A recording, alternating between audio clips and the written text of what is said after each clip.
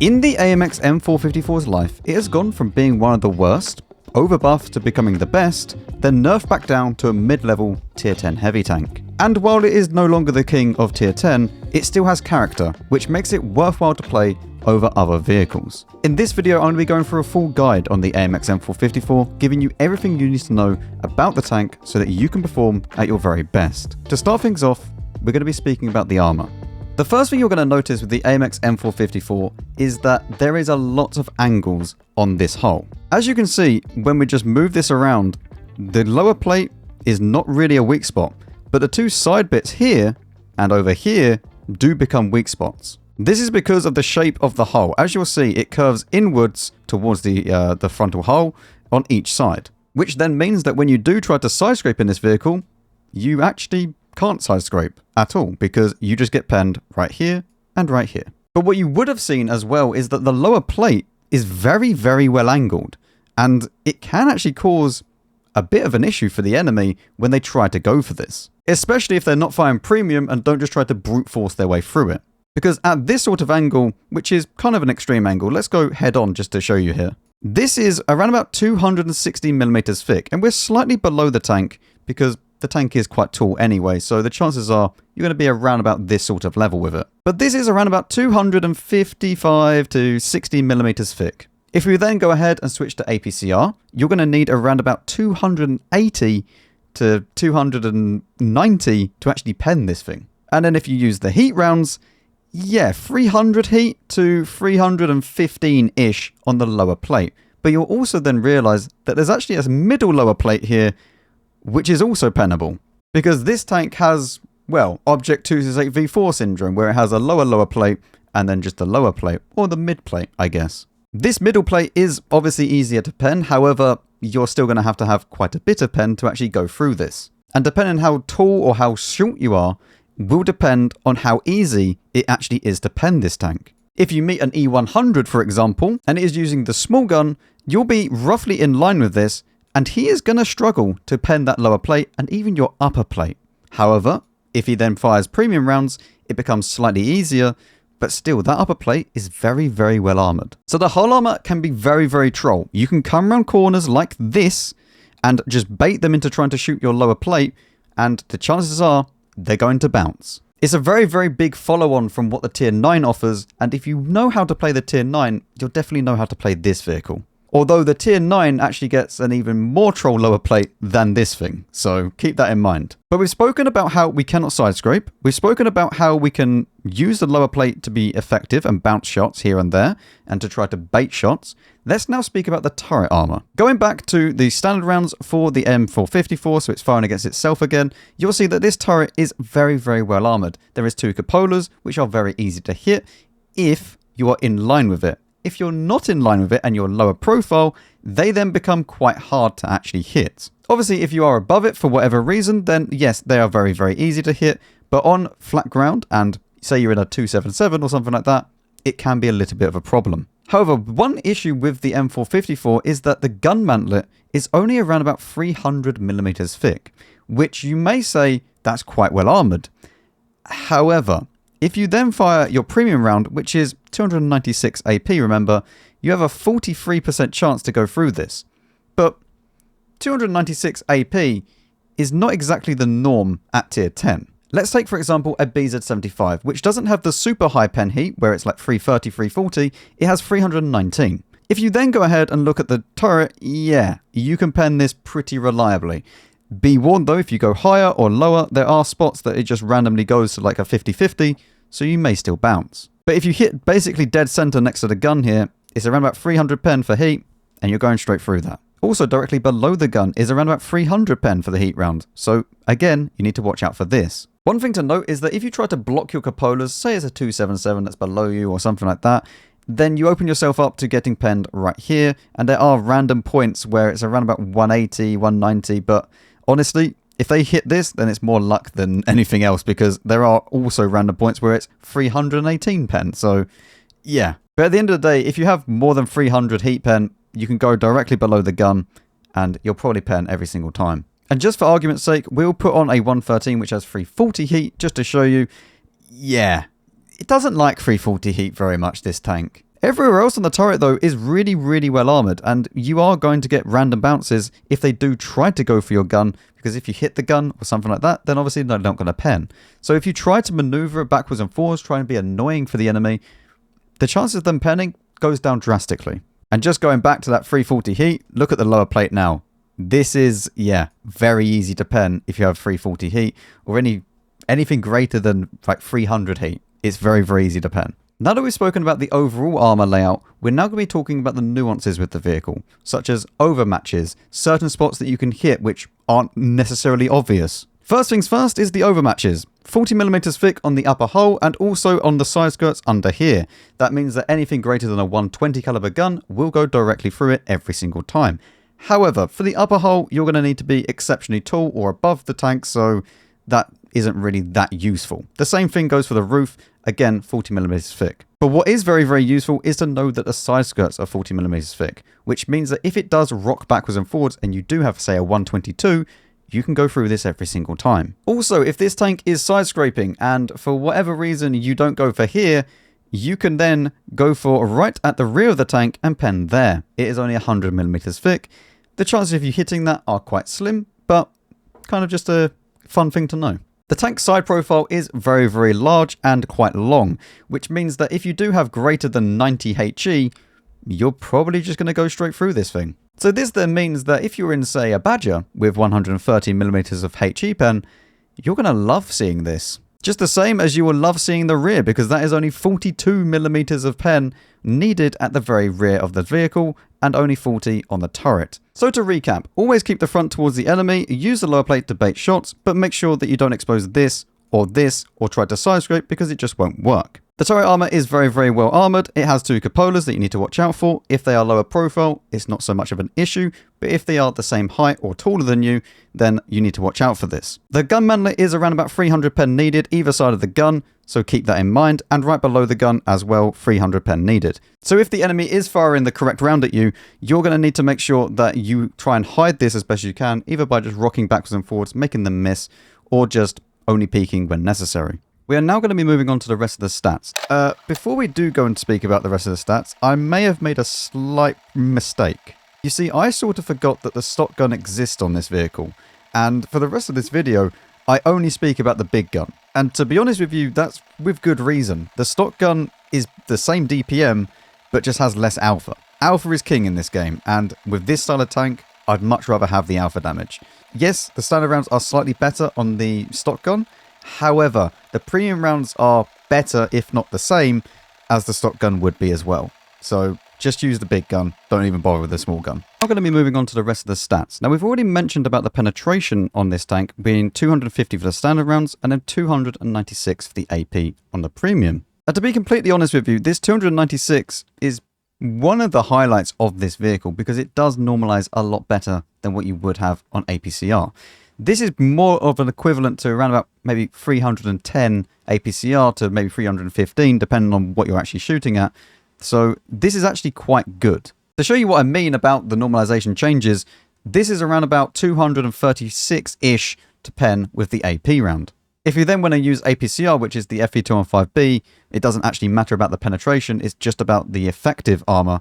It's around about 260mm, which means that you would need 25mm less pen simply because it has better normalization. So yes, this 300 AP is more equivalent to, say, 310, 315, maybe even 320 APCR. The HE rounds on this vehicle are 65mm of pen. However, there is a slight problem with this. It only does 640 damage, which when the original shells are doing 560, not really much of an increase. And considering that you don't get loads and loads of shells on this vehicle, you only get 30 ammo capacity, you can run out of shells if you have very, very long games and you've done a lot of damage.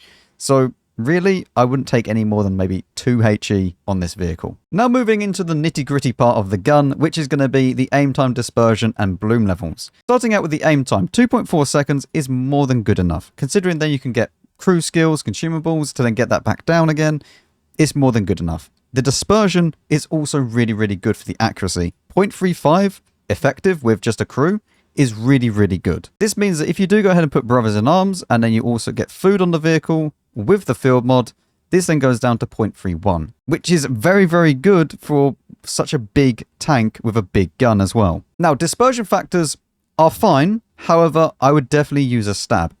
0.16 across the board for moving and tank traverse is fine, but what isn't fine is 0.14 for the turret traverse.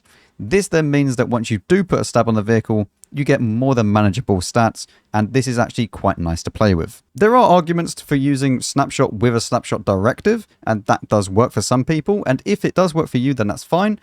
But in my opinion, just get a stab and just have very, very good gun handling. This is a 130mm caliber gun, which means that you can overmatch a lot of plates, including STRVs, which is very, very important.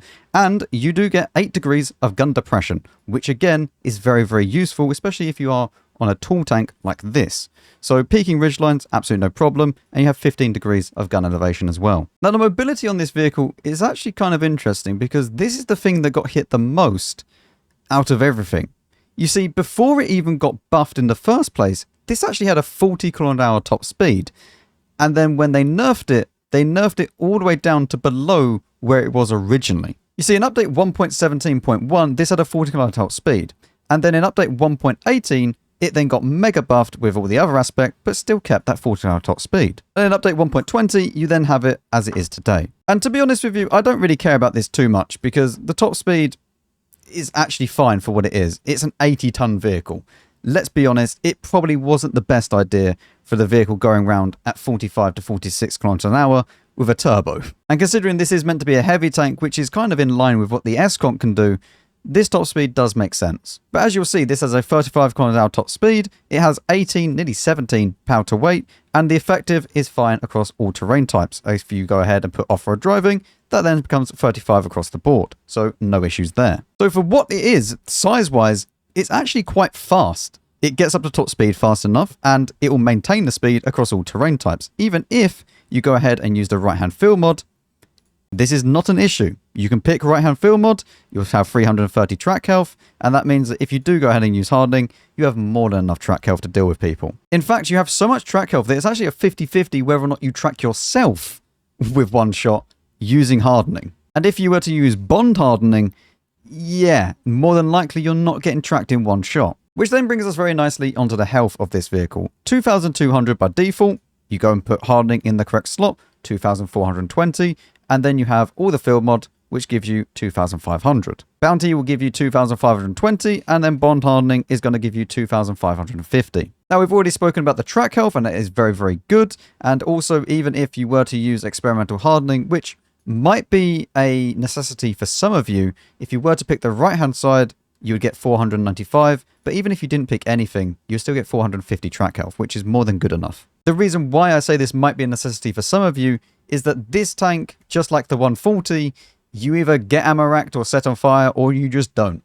And I was very lucky when I played this tank that I didn't get set on fire or ammo racked that often, but others have a completely different story. If you do notice yourself getting ammo racked often, then start out by just using the safe storage directive, along with obviously a fully trained safe storage perk as well. And if that still doesn't work, then yes, experimental hardening is probably your best friend. As we already said earlier, this weighs 80 tons, which is very, very heavy. If you see someone, you can ram them, especially with controlled impact. They don't like that very much. The camo rating you can definitely see, and the view range is 390, which is good. Very, very good actually for a heavy tank. It's actually especially good because you can just use the right-hand field mod, and as long as you have food, along with you have brothers in arms, recon, situational awareness, you never have to worry about view range in your life. So now that we have taken a really extensive deep dive into the stats, and you are hopefully well aware of what this tank can and can't do and what to expect from the vehicle, let's now go ahead and set it up in-game. To start things out, as I said earlier regarding the bloom of the vehicle, there are two different camps, those that want stab and those that don't care. If you don't care, make sure that in the directives, you go to the crew and use snapshot directive or steady hand directive, and that will help you out massively. You then obviously want to go for the old faithful HB, turbo, and a rammer, because that is the best option for you. It gives you everything you need on this vehicle, and there is no real substitute for each of these equipment choices. For those of you that want stab, and I fall into this camp as well, and when I was playing with the vehicle, that is what I used. We then go ahead and forgo the hardening, which might sound absolutely mental to some of you, considering that, you know, what I've been saying in the past about hardening and how it's absolutely great. But for this tank, I don't really care that much. The thing is with this vehicle, I want the speed more than anything else, because if I can get the speed to get into positions, that is the most important factor. Now, for those of you that don't really care about, say, a spotting build for Prokhorovka or something like that as your secondary, then you could go ahead and choose your secondary build and replace the turbo for hardening. That way then, if you did get onto Himmelsdorf, Enz, something like that, where it's a very small map, you can go ahead pick hardening instead of the turbo. But for those of you that do want a secondary build for spotting, then obviously optics, you still want to keep the rammer, and then maybe vents, I guess, but you could also just choose hardening here as well, since you're not really going to be moving. Truth be told, I never really got Prokhorovka that much when I was actually playing this vehicle, and I think the one time that I did, I completely forgot to even have a secondary loadout, so it just ended up being turbo rammer stab.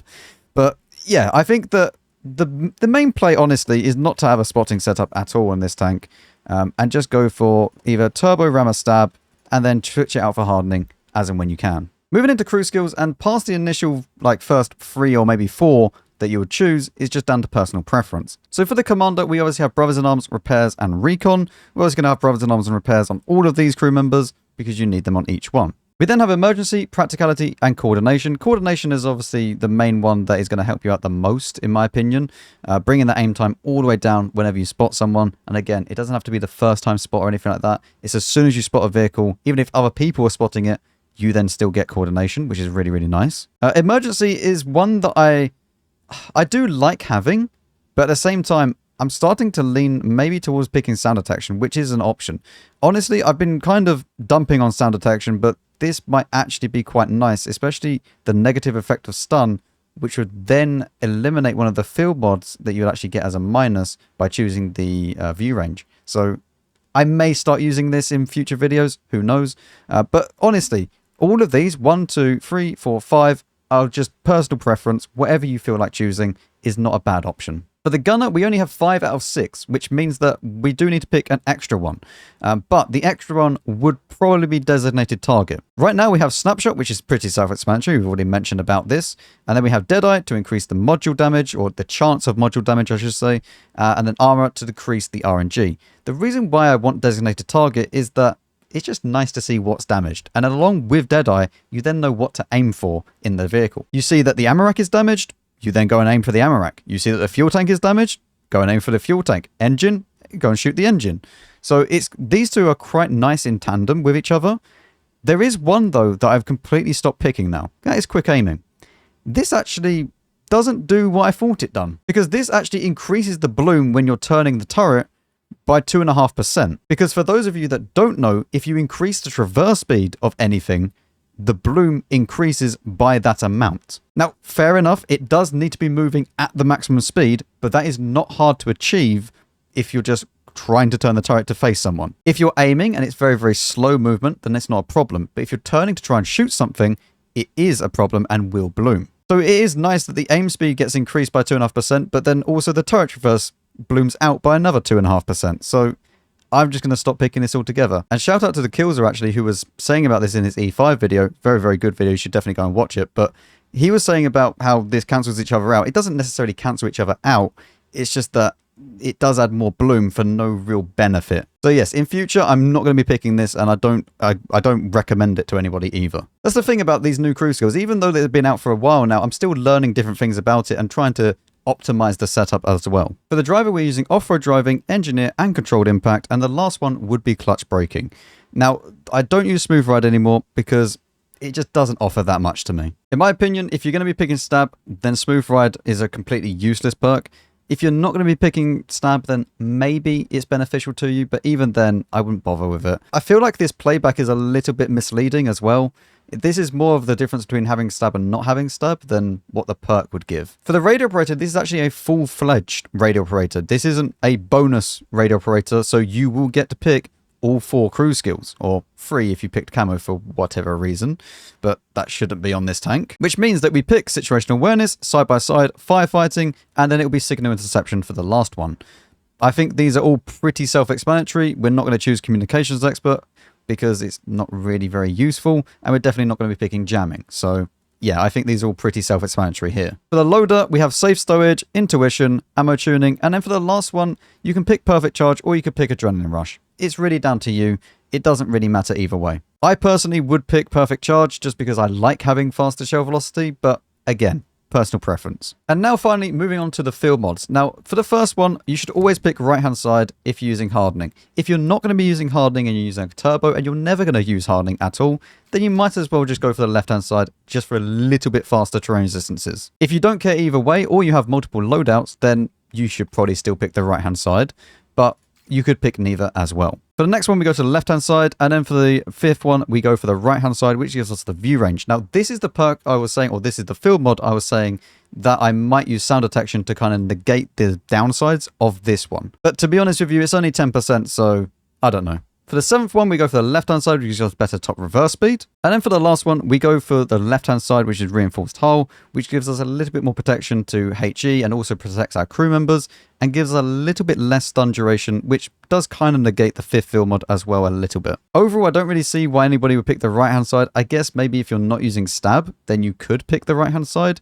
But I feel like the left-hand side outweighs the right quite a bit. So welcome to Lakeville. Now, this is the final game that I've done to get Marks of Excellence on the M454. We are using obviously nothing but the premium rounds because, let's face it, if you have the credits, you should only be firing the premium, even if you're not going for Marks of Excellence, because they are just flat out better. We've already mentioned this a few times. The 250 standard pen is really not very good, and the AP for the premium is just better in every single way, and it's still the same round. So, yes.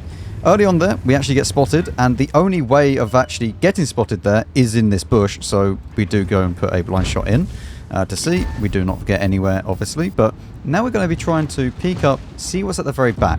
The idea is that anybody that is at the back of the map, we can then spot when they fire. Unfortunately, we only spot a Scorpion, but then maybe the tanks that are next to us, the T30, 50 TP, the T103, could then try and shoot them. Unfortunately, it doesn't really work out, but we are still going to be playing this ridgeline just to see, and you will end up seeing is that we just don't quite have enough gun depression to really play here effectively. If we had maybe 10 degrees, it would be a little bit better. I don't know what our T103 is doing. Great. Okay, he just went and suicided for no reason. He could have just waited at the back and then actually got some decent damage, maybe at the... in the end, but I guess he doesn't care. Now, this spot that we're going up to now, I'm just going to pause it here because I want to show you, is actually really, really effective for this tank in particular. However, it's only really effective if they are the other side of this rock. If they're down the bottom like this G-Saw, or anywhere else for that matter, it's pretty easy to pen this tank because obviously the side armor comes into play as well. So if the G-Saw is peaking, then okay, we can put one in. But if that T95 actually hit us, he pens us pretty much, because at that angle, he's probably going straight through, even with standard rounds as well. But yes, the G-Saw peaks, we put one into him, he then backs off again. He's now down to, what health did we actually leave him on? So he's a one-shot for us, potentially, for later on in the game. The Type 71 is being very, very annoying on this ridgeline because he can afford to go and do that. We're going to try and put one into him if he overpeaks a little bit. Here we have the try. There is a cupola on the right hand side which we can hit, and we do end up hitting, which is very, very good. Now, take a look at the minimap, because behind us, we don't have anyone.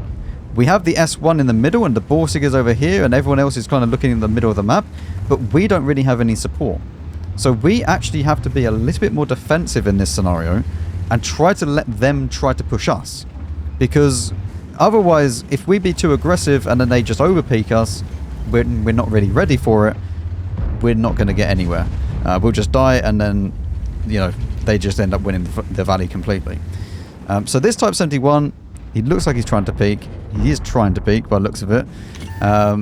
50 TP. I mean... He's brave, okay? The 50 TP is definitely brave, but I would just be moving back because I'll be letting me or the T30 take the hits and not really the 50 TP. The T5041 then peaks. We put one into Type 71 that then bounces off the side armor. I don't really know either how that happens. But then this T5041 is still a bit of a threat. Type 71 goes too far forwards. One into you. Deal with him. The 50 TP is bouncing shots, sure, but now the T5041 comes over and kills him. He should have just moved back a little bit. The T30 forgets that he has an overmatch on his roof and that I can just pen this every single time. If you don't know, there is a light like a little tiny spot at the top of it that you can pen. I don't remember what the caliber is, but there's also then just where the gun manlet ends at the top, you can also pen in between that as well before it meets the roof. But yeah, so good knowledge there about the T30 weak spots. The G-Saw tank is still trying to play on this ridgeline. He's for some reason pushing me as well. I don't know, maybe he forgot what alpha I had. But that G-Saw dying there is actually very, very good for us. Because the reason being is that you can spot through dead tanks. So we can actually go up and... 1 second. Even 90, where are you going? Alright, he's on fire. We can just ignore him. T-54 then pushes. We are now in not a very good situation at all because the T-30 just died. And now their T-30 is pushing. We have 1.8k hit points. We could, in retrospect, probably take a shot from the T-30. But at the time, I think that we played that correctly. Definitely worth taking a shot from the Charioteer than the T-30. But yes, so the T-30 then peaks for whatever reason. We get spotted as we come round the corner, which then tells us that Borsig is still there. And then we can finish him off when he fires. And now I want to try and push this. I'm a little bit scared about the Charioteer. He does put one into us, and he high rolls as well, which is quite bad actually. And then the T-54, he was already loaded, or he never went for the reload, and backed off around the corner. So now, I believe we needed... we were very close to Mark of Excellence at this point. I think we were on like 94.8 or something like that. So I'm trying to push the aggression, trying to get the extra shots in if I can. I tried to go up here, I failed it. In retrospect though, that's not a great idea. Because the problem is, if you go up here, you then open yourself up to the Charioteer to just free peek and then back off again all the time. And then you're then open to anybody over here as well. Whereas at least from this position, he would have to wide peek quite a bit to actually be able to shoot me. And he does. We are now one shot away from Marks of Excellence. And I have 38 hit points remaining. Yeah. Yeah. And I'm going for the Panzer 58 Mutz. And then the Charioteer peaks. And then he bounces. Listen, sometimes you just need a little bit of luck, okay? A little bit of luck just to help you away, you know? You get the mark. We kill him as well at the end of it, which is just the cherry on top. But sometimes you just need a little bit extra. So yes, at the end of that game, we get 3 Marks of Excellence. We get 7,000 damage. We didn't get any spotting. We blocked 3,690 hit points of damage. And we do get 7 kills. Very, very good game all in all. And yes, even a mastery badge. Very, very nice. And for those of you that are wondering, because we span nothing but premium ammo, we made credits. So the AMX M454, it is not what it used to be. But I feel like it does have character with that 560 alpha. It's big, it's balanced as well regarding the armor, because it doesn't really matter what tank you face, you have good enough pen to deal with it, but then they can also deal with you as well. So I feel like it's a very nice tank overall. Is it a tank that you need to rush out and get? No. This should be a tank that you maybe get later on down the line after you've already got some of the better tanks in World of Tanks. But it is still a fun vehicle. Thank you very much for watching. If you did enjoy, make sure to leave a like on the video and subscribe, as it does all help me out greatly. And also check out some of my live content on Twitch, where you can see me mark tanks just like the M454. Have a very good rest of your day, and I'll see you all in the next video.